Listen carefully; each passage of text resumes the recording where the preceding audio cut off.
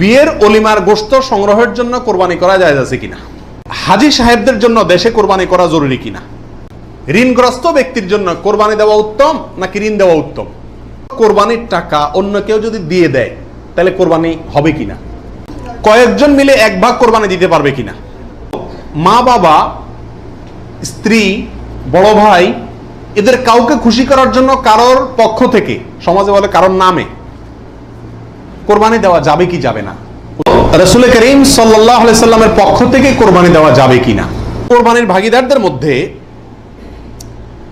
কারো ইনকাম হারাম অথবা উদ্দেশ্য অসৎ, গোশত খাওয়ার উদ্দেশ্য, নারী বুড়ি এটা অনেক সময় নিজেরা সাফ করতে কষ্ট হয় বা পারে না, তখন কাউকে দিয়ে সাফ করায়, সাফ করানোর পরে বলে সাফ করে দিবা, তুমি অর্ধেক নিবা, আমাদেরকে অর্ধেক দিবা। এরকম হয় কি হয় না? তাকে নারী বুড়ির অংশ দিলেন অথবা পশুর গোশতের অংশ দিলেন, এটা জায়েজ আছে কিনা। প্রাসঙ্গিকভাবে আরেকটি কথা প্রশ্ন চলে আসে, সেটা হলো যে কসাই যখন পশুকে বানায়, তো বানানোর পরে তাকে টাকার চাতে কিছু গোশত দেওয়া হয়, এবং অনেক সময় দেখা যায় যে বানানোর যে বাজার রেট, তার যে মজুরি, এটা তাইতে অনেক কমে রাজি হয়ে যায় কসাইরা। কেন? কারণ তারা জানে গোশত 5 কেজি দিলেই তো 2-2.5 টাকা এসে গেল, অতএব এক্ষেত্রে যদি আমাকে টাকা একটু কমও দেয় অসুবিধা নাই। এই ভুলটা ঘরে ঘরে হয়ে থাকে। কোরবানির পশু যারা বানায় সে কসাইদেরকে গোশত দেয় না, এমন মানুষ সারা বাংলাদেশে খুঁজে কয়জন পাওয়া যাবে আমার সন্দেহ আছে। কোরবানির মধ্যে সবচেয়ে বড় দাগের ভুলগুলোর ভিতরে এটা অন্যতম। এভাবে যদি কেউ করে তাহলে এটা বড় ধরনের ভুল। কোরবানি হওয়া না হওয়া নিয়ে টান দিবে। নবী আলাইহিস সালাম পরিষ্কার ভাষায় বলেছেন যে তোমরা কসাইকে, জাজ্জারকে কোরবানির পশুর কোনো কিছু দিবা না, তাকে আলাদা টাকা দিবা, তার মজুরি যেটা সেটা দিবা। কেন তাকে পশুর কিছু দেওয়া যাবে না? এই জন্য দেওয়া যাবে না যে এই পশুটা আপনি জবাই করছেন কার জন্য? আল্লাহর জন্য। এটার মালিক কে? মূলত আল্লাহ। যেহেতু আল্লাহ খায়ও না পরেও না, আল্লাহর জন্য কিছু দিলে আল্লাহ বলেন আমার পক্ষ থেকে গরিবকে দিও, এটা হলো আল্লাহ সিস্টেম। কিন্তু কোরবানির ক্ষেত্রে শুধু ব্যতিক্রম, আল্লাহ বলেছেন ঠিক আছে আমার জন্য দিছ, সবকিছুই গরিবকে দিতে বলি, এটা তোমার খাইতে দিলাম আমি। আল্লাহ আমাকে কি করছেন? খাওয়ার সুযোগ দিছেন। এখন আমি যদি এটা বিক্রি করি বা কোনো কিছুর বিনিময়ে কাউকে দেই, তাহলে সেটা কি হবে না? জায়েজ হবে না। কোরবানির পশুর গোশত যদি আপনি জাজ্জারকে দেন, কসাইকে দেন, তাহলে কেমন জন্য আপনি তার পরিশ্রমের বিনিময়ে তাকে এই অংশটা তাকে বিনিময় হিসাবে দিলেন, পারিশ্রমিক হিসাবে দিলেন, তাহলে বিক্রি করার মতো হয়ে গেল। এই জন্য কি হবে না? এটা জায়েজ হবে না। কসাইকে শুরুতে সাপ বলে দিতে হবে যে ভাই গোশত পাবা না, কত টাকা নিবা সাপ বলো, তুমি সে আশা করে বসে থাকিও না, 2 টাকা বেশি নাও, কিন্তু আমি তোমাকে গোশত টোস্ত বা কোনো কিছুই দেবো না। তবে হ্যাঁ, কসাই যদি আপনার প্রতিবেশী হয়, আপনার আত্মীয় হয়, অথবা অন্য গরিব মানুষ হয়, অন্য 10 জন গরিবকে যে পরিমাণ দিতেন তাকেও সে পরিমাণ দেন, তাহলে সমস্যা নেই, ওইটা ঠিক আছে। কিন্তু অন্য গরিবদেরকে দেন আধা কেজি করে, তারা দেন 5 কেজি, সমস্যা আছে। কারণ 4.5 কেজি আপনি কেন দিলেন? তাকে কাটছে সেজন্য, এটা বিনিময় হয়ে যাচ্ছে, এই জন্য এটা করা যাবে না। অতএব নারী বুড়িও যদি কেউ সাফ করে, তাকেও কি দেওয়া যাবে না?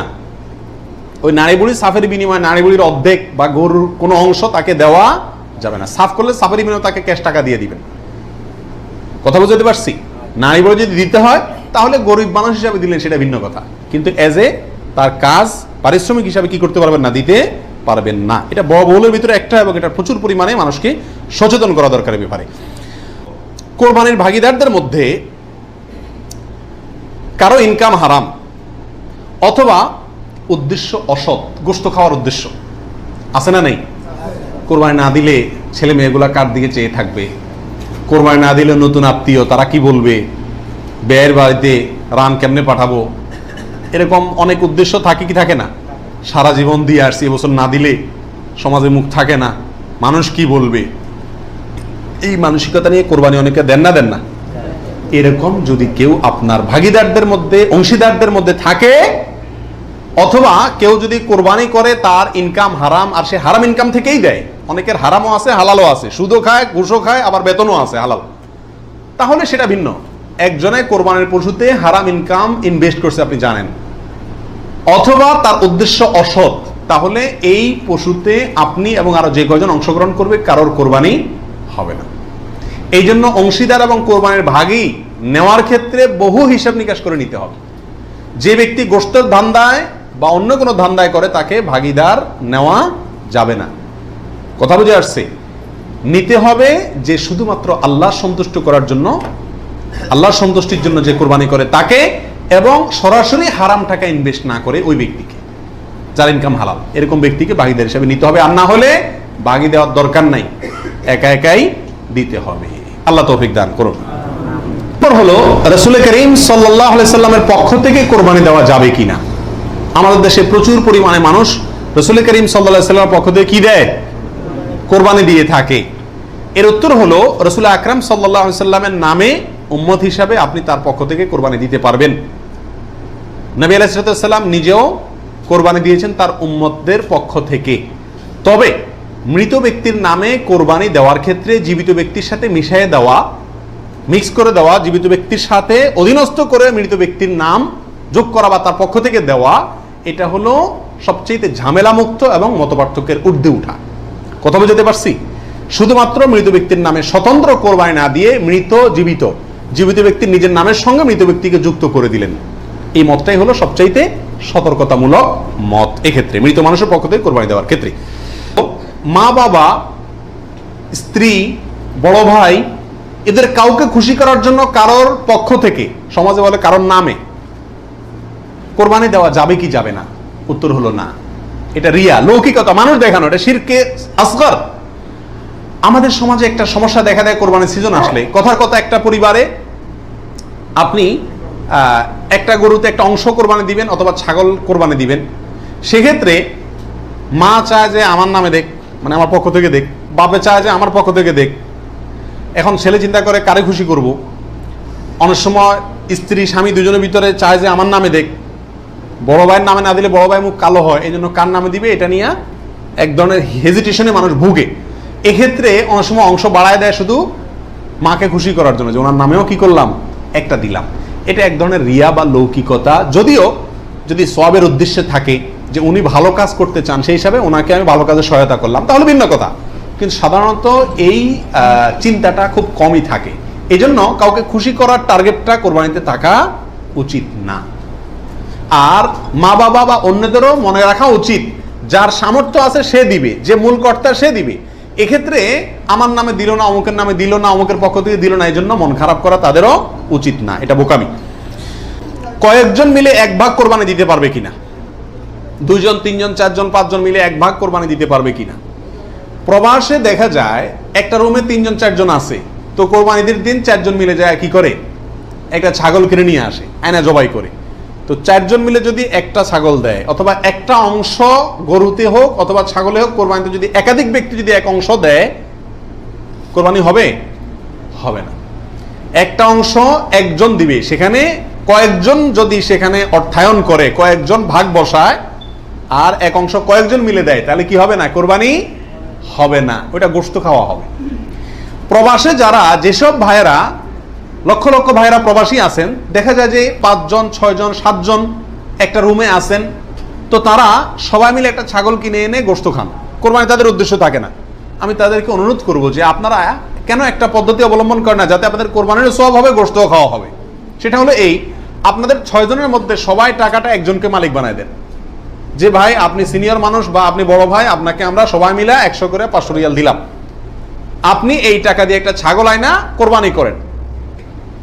উনি ওনার জন্যই কোরবানি করলো, আপনারা সবাই টাকাটা দিলেন, তাহলে আপনারা যে সহায়তা করলেন সব পেলেন কি পেলেন না?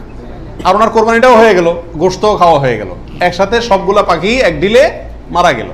আর যদি সবাই ঈদের দিনই জবাই করবেন ছাগল, তাহলে কোরবানি কেন করবেন না? একটু চালাক হলেই কোরবানির সওয়াবটাও হয়ে যাচ্ছে, গোশত খাওয়াটাও হয়ে যাচ্ছে। প্রবাসী ভাইদের ভিতরে এই সমস্যাটা প্রকট, প্রচুর পরিমাণ দেখা যায় যে 5-6 জন মিলে ছাগল কিনে কোরবানির নিয়ত কেউই করে না, অথবা সবাই মিলে কোরবানির নিয়ত করে, যার দুইটাই কি ভুল। কোরবানির টাকা অন্য কেউ যদি দিয়ে দেয়, তাহলে কোরবানি হবে কিনা? আমি গরিব মানুষ, আমি কোরবানি করতে চাচ্ছি, অথবা সামর্থ্যবান, আমাকে একজনে টাকা দিয়ে দিল যে আপনাকে একটা ছাগল দিয়ে দিলাম, অথবা আপনার ছাগলের টাকা দিয়ে দিল যে আপনি কোরবানি দিয়েন। আমার পক্ষ থেকেই কোরবানি দেওয়ার জন্য কেউ আমাকে টাকা দিয়ে সহায়তা করলো, হেল্প করলো, এতে আমার কোরবানি দিলে কোরবানি হবে কি হবে না? কি বলেন আপনারা? হবে। যদি কেউ টাকা দিয়ে আপনাকে কোরবানির জন্য সহায়তা করে, ছাগল কিনে দিল, গরু কিনে দিল, কোরবানির অংশের টাকা দিয়ে দিল, আপনার পক্ষ থেকে কোরবানি দেওয়ার জন্যই আপনাকে টাকা দিছে, তার টাকা দিয়ে আপনি নিজে কোরবানি দিলেন নিজের পক্ষ থেকে, এটাতে কোনো অসুবিধা নাই। যে কোনো অর্থনৈতিক ইবাদতে অর্থটা যদি দ্বিতীয় পক্ষ দিয়ে দেয়, অন্য কেউ দিয়ে দেয় এবং তার টাকা দিয়ে আপনি ইবাদতটা করেন, তাহলে জায়েজ আছে। যেমন আপনি হজ করবেন, আপনি ওমরা করবেন, আপনাকে হজের টাকাটা আমি দিয়ে দিলাম, আপনি হজ করবেন আমি দিয়ে দিলাম, আমি এটা আমার পক্ষ থেকে করার জন্য দেই না, আপনার হজ আপনি করেন, আমি টাকা দিয়ে দিলাম, হেল্প করলাম আপনাকে, অথবা কিছু হেল্প করলাম, এটাতে কোনো অসুবিধা নাই। ওমরার ক্ষেত্রেও নাই, ঠিক কোরবানির ক্ষেত্রেও অন্য কেউ টাকা দিলেও আপনার পক্ষ থেকে কোরবানি করার জন্য যদি অর্থায়ন করে বা সহায়তা করে বা টাকা দেয়, সেই টাকা দিয়ে আপনি কোরবানি দিলে কি হবে? আপনার কোরবানি হয়ে যাবে। লোন করে কোরবানি করা যাবে কিনা, হাওলাত করে ঋণ করে কোরবানি করা যাবে কিনা, এর উত্তর হলো যাবে, যদি সেই ঋণের টাকাটা দেওয়ার মতো ব্যবস্থা বা ইচ্ছা সদিচ্ছা থাকে, তাহলে ঋণ করেও কি দেওয়া যাবে? ঋণ করে ভালো কাজ করা যায়। 28 নম্বর প্রশ্ন হলো, ঋণগ্রস্ত ব্যক্তির জন্য কোরবানি দেওয়া উত্তম নাকি ঋণ দেওয়া উত্তম? উত্তর হলো ঋণ দেওয়া উত্তম, কারণ কোরবানির চাইতে তার জন্য ঋণের গুরুত্ব বেশি। সে যদি ঋণগ্রস্ত হয়, তার জন্য কোরবানি ইসলামী শরীয়তে তার জন্য কোরবানি না, তার জন্য ঋণ দেওয়া জরুরি। সে ঋণ পরিশোধ করবে, এরপরে টাকা থাকলে কোরবানি দিবে, না থাকলে কোরবানি দিবে না। কিন্তু আমাদের আজকাল অবস্থা হলো, ঋণ থাকলেও আমরা কোরবানি দিই, কারণ না দিলে মুখ রক্ষা হয় না, ছেলে মেয়ে কার দিকে চেয়ে থাকবে, গোশত করতে গিয়ে খাবে। অতএব এগুলা কোরবানি না, এগুলা নিছক গোশত খাওয়া এবং ফুর্তি। হাজী সাহেবদের জন্য দেশে কোরবানি করা জরুরি কিনা? যারা হজ করতে আসছেন তারা দেশে তাদের পক্ষ থেকে কোরবানি দিতে হবে কিনা? উত্তর হলো না। হাজী সাহেবরা যারা আসছেন তারা হজ করতে এসে হজের পরে তারা দমের শকর দিচ্ছেন, শুকরিয়া স্বরূপ যে দম দিচ্ছেন, যেটাকে আমরা কোরবানি বলি, এখানে দিচ্ছেন, তাদের জন্য দেশে তাদের পক্ষ থেকে আর কোরবানি দেওয়া কিনা জরুরি না। তাছাড়া তারা মুসাফির অবস্থায় মুসাফির ব্যক্তির জন্য কি দিতে হয় না? কোরবানি দিতে হয় না। বিয়ের অলিমার গোশত সংগ্রহের জন্য কোরবানি করা যায় আছে কিনা? আমাদের দেশে উল্লেখযোগ্য সংখ্যক বিয়ে হয়ে থাকে কোরবানিদের পরে। আপনারা খেয়াল করবেন, আগদ হয়তো আগে পরে হয়, খাওয়ান দাওয়ানের অনুষ্ঠান হয় কোরবানিদের পরে। আল্লাহ মাফ করুক, কোরবানির সময় তো গরু একটা এমনি জবাই করা লাগে, তো ওই সময় যদি অলিমার অনুষ্ঠানটা বা বৌভাতের অনুষ্ঠানটা করা যায়, তাহলে তো ওই গোশত দিয়েই সারা যায়, গোশতের টাকাটা বেঁচে যায়। যদি কারোর এরকম উদ্দেশ্য থাকে, তাহলে সেক্ষেত্রে তার কোরবানি হবে না। আর যদি কেউ মনে করে যে না, ঈদের পরে সবাইকে পাইতে সুবিধা হয়, সেজন্য ওই টাইমটাতে করতেছি, অথবা আপনার কোরবানি করলাম, অলিমার জন্য আলাদা গরু জবাই করলাম, অথবা আপনার কোরবানির গোশত অলিমার জন্য করি না, আমি অলিমা করলেও একটা গরু দেই, অন্য বছর না থাকলেও একটা গরু আল্লাহর জন্য দেই, এরকম যদি কেউ থাকে তাহলে তার জন্য জায়েজ আছে। আর তা না হলে এই কোরবানির গোশত দিয়ে অলিমা সারা, অনুষ্ঠান সারা, এটা যদি ওই উদ্দেশ্যে করে, তাহলে সেক্ষেত্রে এটা কোরবানি হবে না, বরং এটা এক ধরনের তামাশা হবে কোরবানির নামে।